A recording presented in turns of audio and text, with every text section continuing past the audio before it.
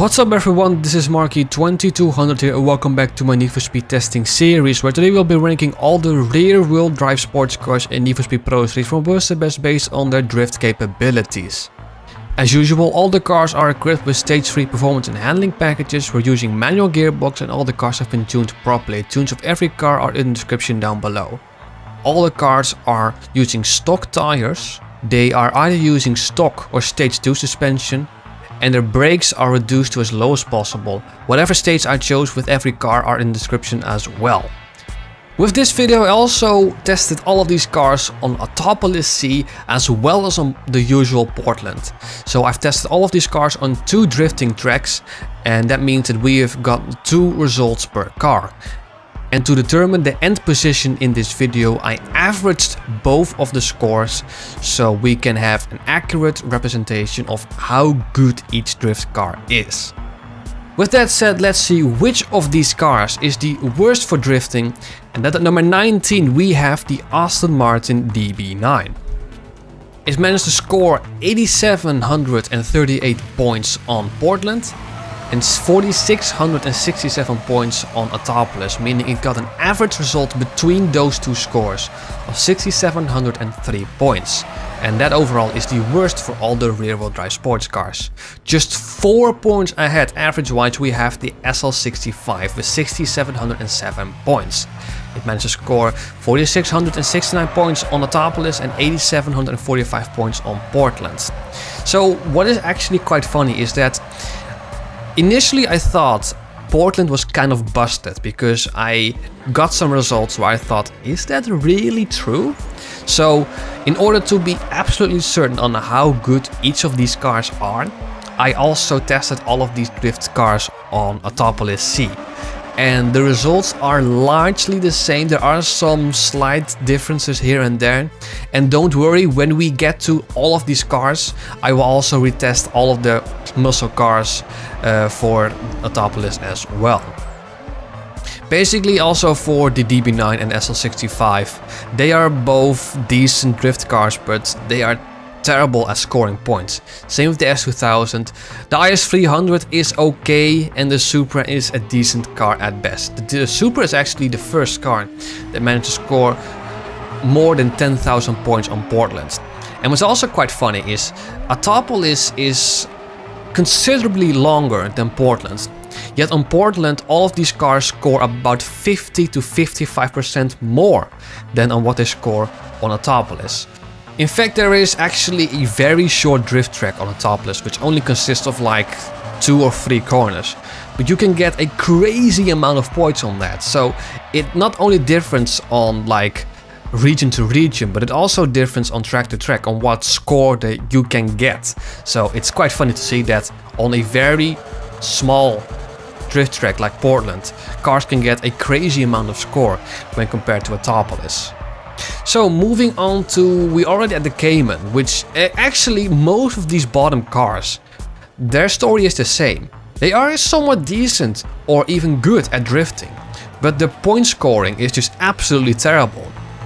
The E92 for instance, the E92 actually is, it's a decent car for drifting. I mean, I didn't have many struggles, but the point scoring is just terrible. It is the opposite however for the Infiniti G35, where for some odd reason the car pulls to the sides and it's very difficult to keep it on the black stuff. Meaning it is very easy to go outside of the scoring zone. And it's the exact same story with the Lotus Elise. The system pulls it to the edges of the track very noticeably and very easily, making it very difficult to keep it on the track. So that's why that I just don't recommend using these cars, despite that they are somewhat decent at scoring points. Into number 9 we have the Pontiac Solstice, and the car is actually quite difficult to drift. It doesn't pull to the edges, but for some reason it's very difficult to throw it in a drift. It's not half bad once you get it into a drift, but just that initial drift is actually more difficult than I thought. Then moving into number 8 we have the M3 E46, which is somewhat pleasant to drift and it's a good drift car, but it's nothing special. We are at 8800 points average wise, which is, you know, quite decent. But I mean, the E46, I mean, we're already at halfway there, but it's good at best. Then we have the 350Z. I mean, it's a good drift car. There isn't really anything special about this, so I don't really have anything more to say about it. It is actually, I mean, we have achieved the 9000 average score, which, you know, these are, I would say, the good drift cars. But then we move into the great drift cars, the Corolla. It's very pleasant to drift, but to be honest, given that this is a famous drift car in real life, I expected more. This is also the first car that's managed to score more than 12,000 points on Portland, and if you score 12,000 points anywhere, that's insane. Into the top 5, and at number 5, quite surprisingly to be honest, we have the Z4. And this car, I said that you want to reduce the brakes to as stock as possible. This car needs stage 2 brake, otherwise it doesn't feel like it has a handbrake at all. And it's actually one of only very few cars that actually has this. Normally you want to reduce the brakes as low as possible, but not with the Z4. At number 4 we have the NSX, and you want to use stage stock because stage 2 suspension, the car just did not cooperate. Stock suspension was much more pleasant to drift. And now on to the top 3, and these cars are just in a tier of their own, because all of these cars managed to score more than 10,000, and quite funny actually. I scored exactly 7,000 points on Autopolis. The 240SX, despite not being first, it is still my favorite drift car out of these because it handles amazingly well. You can abuse the handbrake to gain a crazy amount of points. I mean, it's just so pleasant to drift, and actually you can just use Ryan Cooper's car that you get and just use that to become Drift King. It is so good. But at stage 3 parts, this car is just incredible. Moving into number 2, I mean, actually it wasn't too surprising, but at number 2 we have the Mazda RX-8.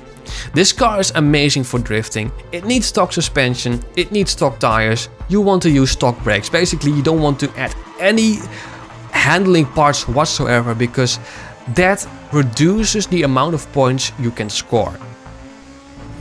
The average scoring is 10,899 points, 7,460 points on Autopolis, and 14,338 on Portland. If you use stage 2 suspension, that number of points will be considerably less, because for some reason, if you reduce your suspension to stock, you get more points. However, stage 2 in some cases increases the handling. Unlike many of the classic muscle cars, you want to use stage 2 suspension because otherwise it just doesn't handle at all. But stock suspension is in most ways the way to go. But at number 1, I mean, did you really expect anything else? I would say though, the difference between the RX-7 and the RX-8 is considerably less than I thought. I thought the RX-7 was gonna dominate this category. And yet only the average score, yes it is 11,000, but it's only 250 points more than the RX-8. So yes, the RX-7 is the best, but it was not as dominating, not nearly as dominating as I thought. Does that mean the RX-7 is bad? No, it just means that the RX-8 and the 240SX are amazing. And those are the 3 cars, and maybe the NSX I will bring to stage 4 testing. Not more, because I don't think the other cars are worth testing for stage 4 parts, because these 4 cars are just the best of the best, and the RX-7 is the best out of those 4. So those were all the rear-wheel drive sports cars in Need for Speed Pro Street, from worst to best based on their drifting capabilities and the sports cars in general. Because the next category of cars will be the all-wheel drive supercars. And you know, the rear-wheel drive sports cars had 19 cars in them, and the all-wheel drive supercars will only have 7. The rear-wheel drive sports cars, which will be the category we'll test after the all-wheel drive sports cars, have 9. So the entire range of supercars consider of less cars than the entire rear-wheel drive sports cars. So yes, that is something I am genuinely looking forward to, and I hope you are too. For now, if you liked this video, consider giving it a thumbs up. If you wish to stay updated on all my future videos, consider subscribing.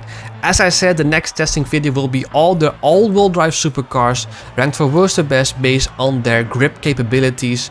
We have the Audi R8, the Lamborghini Murcielago and Gallardo, the Nissan GT-R 35 and the Proto, the Porsche 911 Turbo and the Bugatti Veyron. I am genuinely looking forward to that, and I hope you are too. For now, this has been Marky2200. Thank you so much for watching, and I hope to see you very soon. Take care.